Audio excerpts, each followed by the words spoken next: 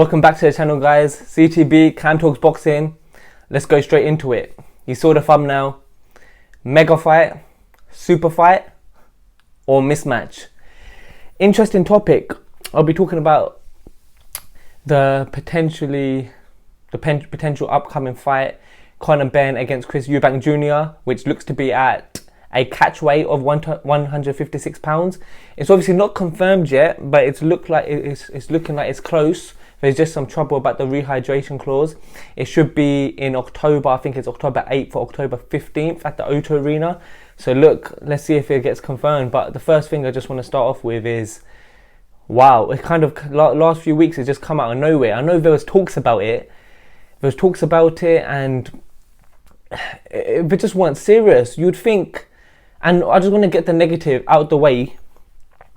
My first impression is I just don't think both are kind of serious in their respective weight classes. And the reason I say that is because, and it's actually more criticism to Eubank because of the stage and the age he's at in his career. Eubank, he's not fighting the champions. Look, you got Charlo, you got Demetrius Andrade, who's called you out today. You've got obviously Golovkin. He's saying he wanted that fight, but obviously he knew Golovkin was going to fight for the trilogy anyway. So it's just, and then Conor Benn, there's some actual serious fights he could have that actually builds his credibility towards that world title shot at welterweight. And that is, you can fight Stanionis, you can fight Keith Thurman, you could fight Virgil Ortiz, which obviously a tricky fight, David Evanesian. There's just a lot of fights that Conor Benn could have had. So I'm a bit disappointed in that respects, but like I said, Conor Benn's got his whole career in front of him, and it's a kind of a win-win for him in the fact that he won't get too much. He'll get credit. He'll get huge credit, and he'll get huge credit if he wins, and he could turn into an even bigger star. But if he loses, it's not at his weight, and he can crack on. But then the only thing I'd say on the other side is it a bit dangerous for him? Look, we've seen Mikey Garcia go up 2 weight divisions against Spence. We've seen Kell Brook go up to middleweight to fight Golovkin. We've seen Khan go up to middleweight to fight Canelo, and they've never really been the same if you in all seriousness. So you just hope that Conor Benn doesn't take too much damage if it does happen. What do I think of the fight? I think it would be definitely a mega fight in the UK. I think it'll sell out the O2. I think there will be a lot of attraction to it. I think the mainstream UK media will get on top of it. I think the fathers will be trash talking, clashing, and not as big as fight. It's not a super big fight in the States, but even them, I'm seeing on Twitter a lot of Americans they acknowledge that this is a huge fight in the UK. It's just a tricky one, isn't it? With the fight, let's talk about the weight. So I saw Johnny Nelson talking on TalkSport today as well. He thinks it will be virtually impossible for Chris Eubank Jr. to make the weight. For me, I understand from Conor Benn's point of view, it's a big jump if he moves to 160. But I just think if you're going to take the fight, 156 is what they're saying, but it's still hard for Eubank to go from 160 to 156. Okay, if he does do that, and if it is agreed at 156 pounds, but then Conor Benn's trying to do a rehydration clause as well, it's just a tricky situation because from both sides you understand. You don't want Chris Eubank ballooning up because that could damage Conor Benn in the ring. Like if Chris Eubank's a lot bigger in the ring, that can cause a lot of damage to Conor, obviously, in the ring. So Conor, I think that's the issue where they're stumbling at the moment. They're just on hold with that. They probably need to come to some sort of agreement. But for me, what would be fair is probably 158. Let's say I think 158. That's quite fair. I think 156 is fair, but then you've got with the rehydration, you have to be reasonable with Eubank. Like you can't just make him like not put on. I think, yeah, if they can meet in the middle with the rehydration, I think it's fine. But I just think it's tough. It's going to be tough for Chris Eubank. And I just don't see the point in this fight. I think Eubank should fight Demetrius Andrade for the WBO World Championship and just get that fight on. Look, you're 34 now, 34, 35. do you want to become a world champion or not? That's honestly how I feel about it. With Conor Benn, I understand from his side of things, look, ideally he'd probably like it to be at 154, but there's no way Chris Eubank Jr. can make that weight.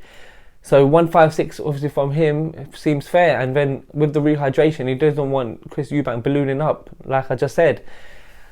So do I think this fight is going to happen? I think it will probably happen now. Look, we're getting so close now. Conor Benn's even calling him out on Twitter. He's saying this will be a last fight. Obviously, Chris Eubank Jr. is trying to call out Jake Paul, saying that he can have it after he fights Conor Benn. And then Conor Benn tweets back saying this will be your last fight, mate, after he fights him. So yeah, I think, how do I see this fight going? I think I've seen a few other people today. I was watching some other podcasts. Were saying, one guy was saying it might be a bit of a boring fight, but I think it'll be a good fight. I think Conor Benn will try and get at him,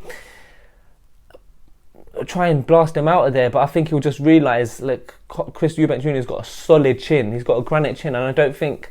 Hopefully, Conor Benn's power carries up to 158 or 156, whatever the weight is. But it's I think Chris Eubank Jr. is going to be the bigger man, and I think he'll outpoint Conor Benn. He could potentially stop him. It depends. If it's a good fight, then and Conor Benn doesn't take too much damage, I think he'll be happy. He can move back down and then try. By then, maybe Spence Crawford has happened, and then the belt spread, and then he can try and get a decent fight for a world title. But I think Chris Eubank's just a bit too big.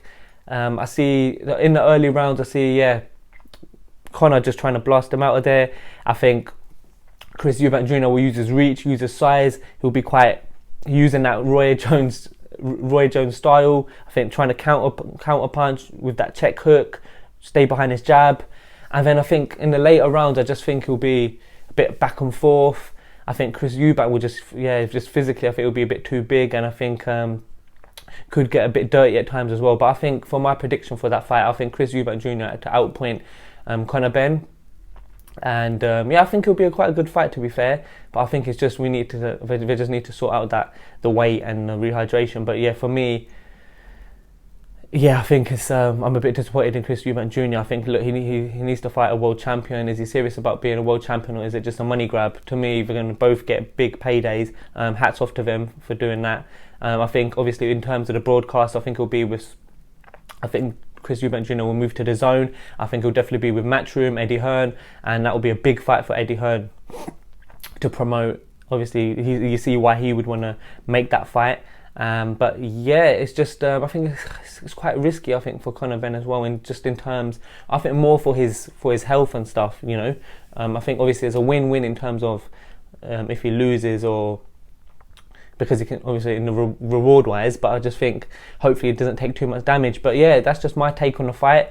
Let me know in the comments what you think, and if I could do another video once it's confirmed. But yeah, next video will be out on Monday.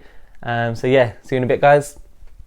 Foreign bad bitch, I can't even pronounce her name. Talking numbers on the phone while I'm getting brains. Switch 4 lanes, I'm in my own lane. You can catch me riding in that foreign thing.